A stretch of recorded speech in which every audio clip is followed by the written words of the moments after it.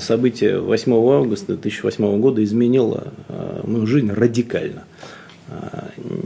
Одно дело, когда ты избран президентом, причем достаточно молодым по возрасту, и ты только привыкаешь к той задаче, которую исполняешь, к тому бремени, которое несешь.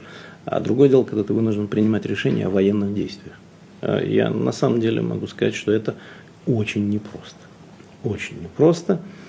Даже при понимании того, что грузинский режим тогда Саакашвили подначивали, в том числе из-за океана, там ездили всякие эмиссары для того, чтобы их обладать. Но все равно, когда такое происходит, элемент вот такой неожиданности есть.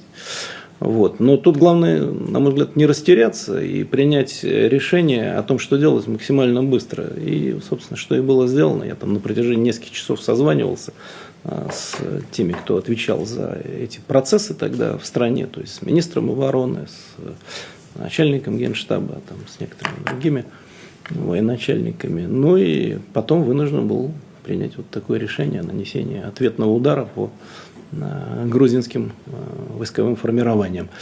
И правильно сделал. Потому что если бы мы этого не сделали, то события бы пошли совершенно по другому сценарию. Вот. А так удалось тогда быстро все это погасить и объяснить, как себя нельзя вести с Россией. Никогда нельзя вести себя с Россией. Вот. Ну, а что касается признания, это тоже непростой был шаг, такой государственный, правда, потому что мы так не делали никогда. Но, тем не менее, вот решение было принято, и в соответствии с, теперь скажу уже такую правовую вещь, доктриной международного права, самого факта признания со стороны хотя бы одного государства, потому что очень много на эту тему рассуждений всегда велось, достаточно вот такого креации, так сказать, чтобы возник субъект международного права. Потому что очень по-разному складывается судьба новых субъектов, но достаточно одного признания. Причем это признание носит безотзывный характер, подчеркиваю. Даже если кто-то, признавший, отозвал акт признания, все равно правосубъектность международного государства возникла.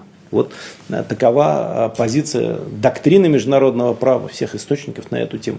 Вот поэтому с тех пор вот эти два небольших государства существуют, развиваются, значит, развиваются в целом мирно. Ну, не без проблем, конечно, но с другой стороны, значит, там нет конфликта с соседом, там в целом спокойная ситуация. Мы им помогаем. Что-то удалось, что-то, наверное, не удалось еще до сих пор. Но, тем не менее, самое главное, там обеспечен мир. Тем более, что значительная часть жителей этих новых республик – это еще и граждане Российской Федерации. Вот. Что касается примера для других ситуаций, да, наверное, это может быть в чем-то примером, поскольку в этом случае возникают государственные отношения, мы же договоры с ними заключили. Вот, поэтому, озираясь назад вот, на события августа 2008 года, я считаю, что Россия повела себя достойно, мы сделали все правильно, и более того, мы на определенное время, подчеркиваю, на определенное время, у тех, кому не имется, отбили охоту играть с Россией в опасные игры. Потом, к сожалению, генерация политиков тоже на Западе сменилась, пришли какие-то другие люди, которые посчитали, что можно иначе себя вести. Ну, в общем, это уже другая история. Так что я думаю, что вы оказались в правильное время в этом месте.